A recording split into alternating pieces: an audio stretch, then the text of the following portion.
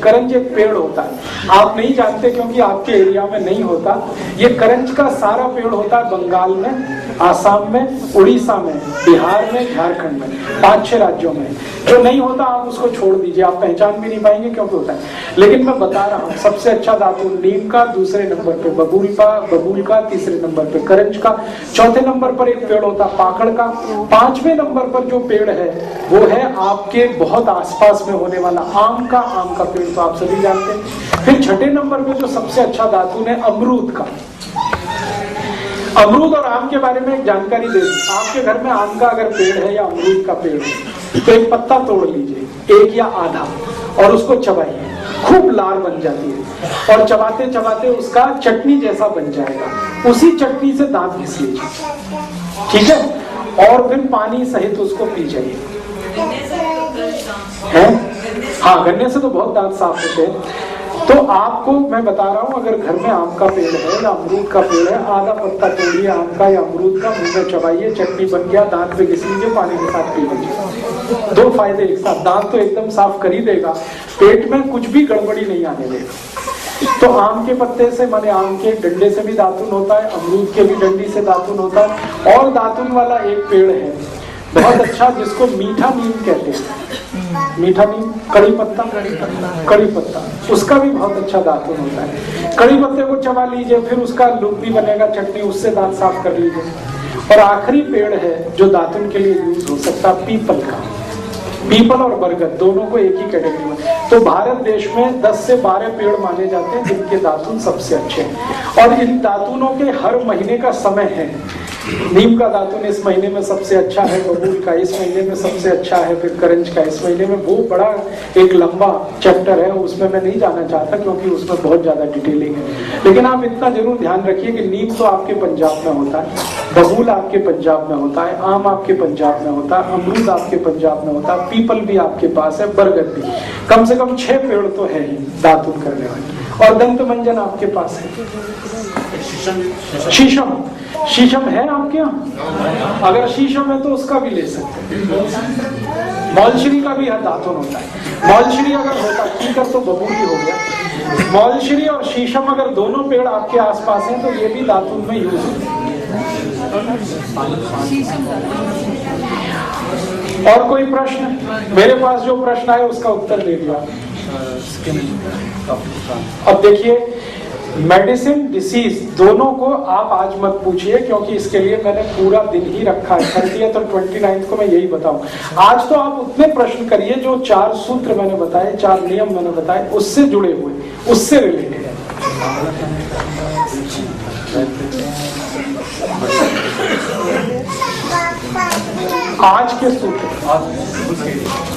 आज के सूत्रों पर जो भी प्रश्न है, जिज्ञासा है, जरूर पूछिए। एक चूना जो आपने बताया है ना, हाँ बहुत अच्छा सर। चूना जो आपने बताया है वो घुटनों के लिए भी ठीक है? सबके लिए अच्छा, जॉइंट्स के हर पेन के लिए अच्छा है। आपने एक सवाल पूछा, बच्चे को पानी कब से पिलाना चाहिए? बच्चों को पानी पिलाने का उम्र है 3 महीने के बाद। 3 महीने तक कभी भी किसी भी बच्चे को बाहर का पानी मत पिलाइए। क्यों? 3 महीने तक उसके पानी की जरूरत माँ के दूध से ही होती रहती है। 3 महीने के बाद फिर उसको पानी की जरूरत। हम सब 2 मिनट के लिए मौन रहेंगे श्रद्धांजलि देने के लिए। आज हमारे देश में एक बहुत दुखद घटना हुई है, हम सभी जानते हैं। मुंबई शहर पर आतंकवादियों का हमला हुआ है और हमारे देश के पुलिस के 9 जवान शहीद हुए हैं। उसके अलावा रेलवे पुलिस का 1 जवान शहीद हुआ है। मुंबई की और महाराष्ट्र की एक एंटी टेररिस्ट स्क्वाड है, उसके जो चीफ हैं हेमंत करकरे, वो भी शहीद हो गए हैं। तो दुखद घटना है।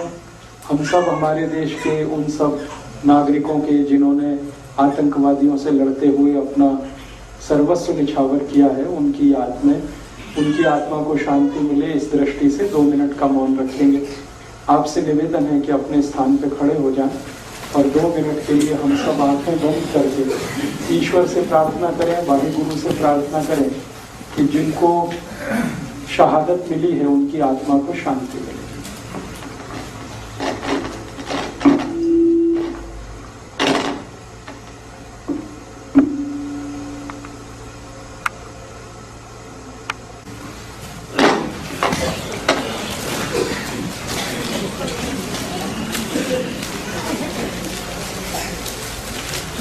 कल की बात को आगे बढ़ाता हूं और 1 घंटे में बात करूंगा, बाकी समय आपके प्रश्नोत्तर के लिए आधा घंटा कम से कम, ज्यादा समय हुआ तो भी। कल 4 सूत्र पर बात हुई है, 1 मिनट में चारों को रिपीट कर देता हूं, याद आ जाए इसलिए। सबसे पहला सूत्र था खाना खाने के तुरंत बाद पानी नहीं पीना, कम से कम 1.5 घंटे बाद पीना। खाना खाने के पहले पीना हो तो 48 मिनट पहले पीना, बीच में पीना हो तो तब जब इमरजेंसी हो कोई, और 2-3 सिप ही पीना है बीच में। खाने के तुरंत बाद अगर कुछ पीना है तो सुबह पीनी है जूस, दोपहर को लस्सी, रात को दूध। दूसरा सूत्र था पानी हमेशा घूट घूट करके पीना, थोड़ा थोड़ा पीना, सिप सिप करके पीना। तीसरा सूत्र था सुबह उठते ही सबसे पहले पानी पीना, कम से कम 3 गिलास। और चौथा और आखिरी कल का सूत्र था ठंडा पानी कभी नहीं पीना। 5वें सूत्र पे हम चलते हैं। 5वां सूत्र है भागवत जी का, अष्टांग हृदयम का। वो ये है कि जब भी खाना खाएं तो खाने को इतना चबाएं जितने हमारे दांत। जब भी हम खाना खाएं तो खाने को इतना चबाएं जितने हमारे दांत। अब हमारे दांत हैं 32, तो 32 बार चबाना। अगर 28 हैं तो 28 बार चबाना, 26 हैं तो 26 बार चबाना। जितने दांत हैं उतनी बार भोजन चबाना है, ये नियम है। इसके पीछे का लॉजिक क्या है, क्यों ऐसा करना है? सीधा सा लॉजिक है कि ज्यादा अगर चबाएंगे ठीक से खाने को तो वो लार जो आपके मुंह में है, स्लाइवा, वो खूब अच्छे से मिक्स होगा और फिर ये अंदर जाएगा तो पचने में, डाइजेस्ट होने में बहुत आसान हो जाएगा। सिंपल सा लॉजिक है। इसलिए खाने को जितना ज्यादा चबा के खाएंगे उतना अच्छा है। हमारे बुजुर्ग लोग घर में जो बड़े बूढ़े होते हैं वो अक्सर ये कहते हैं पानी को खाओ खाने को पियो। अब पानी को खाने का माने सिप सिप करके पीना, और खाने को पियो माने खाने को इतना चबाना कि वो पानी जैसा हो जाए। ये नियम बहुत बहुत जरूरी है सबको पालन करना। इस एक नियम के पालन नहीं करने से बहुत तकलीफ है। आप सभी लोग जो परेशान हैं इस बात से कि हमारा मोटापा हो गया है, वजन बढ़ गया है, कोई परेशान है डायबिटीज हो गई है, कोई परेशान है कोलेस्ट्रॉल है, कोई परेशान है ट्राइग्लिसराइड्स है, कोई परेशान है हाइपरथायराइडिज्म है, ये जितने भी रोगों के मैं नाम ले रहा हूँ ये सब आपके रोग खत्म हो जाएंगे, बस आप खाने को चबा के खाना शुरू कर दीजिए। जितना ज्यादा खाना चबाएंगे वजन उतना ही आपका कंट्रोल रहेगा। 1 साल कर दीजिए इस नियम को, तो जितना सरप्लस वेट है वो सब का सब आपका साल भर में निकल जाएगा। चबा चबा के खाना शुरू कर दीजिए। इतना सिंपल है और लेकिन बहुत इफेक्टिव है। मैंने इस छोटे से नियम का हजारों लोगों पे परीक्षण किया है पिछले 12 वर्षों में, और इतने अच्छे परिणाम हैं जो किसी दवा के नहीं। अगर आप चाहते हैं कि आपका पेट अंदर जाए, आप चाहते हैं वजन कम हो जाए, आप चाहते हैं कोलेस्ट्रॉल आपका ना बढ़े, आप चाहते हैं ट्राइग्लिसराइड्स ना बढ़े, आप चाहते हैं शुगर ना बढ़े आपकी, बस इतना सिंपल है कि चबा चबा के खाना शुरू कर दीजिए। चबाने के लिए 2-3 दिन आपको बस इतना ध्यान रखना पड़ेगा कि रोटी का एक टुकड़ा मुंह में डाला तो गिनकर उसे चबाइए, गिनते जाइए, और 32 बार हो तब उसको अंदर लेके जाइए। 2 दिन बस करना पड़ेगा आपको। तीसरे दिन से अपने आप गिनना शुरू हो जाएगा। आप भूल भी जाएंगे तो ये माइंड जो है ना, ये सुपर कंप्यूटर है, एक बार इसमें फीड हो गया तो तीसरे दिन से फिर आपको गिनना नहीं पड़ेगा, वो अपने से ही उतना ही गिनेगा, उतना ही चबाएगा। ये 5वां नियम है, बहुत आवश्यक है, आप इसको फॉलो करें तो बहुत अच्छा होगा। 6वां नियम है वो बहुत आज के लोगों के लिए जरूरी है। भागवत जी कहते हैं कि जब भी खाना खाएं, सुबह का हो, दोपहर का हो, शाम का हो, तो जमीन पे बैठ के खाएं,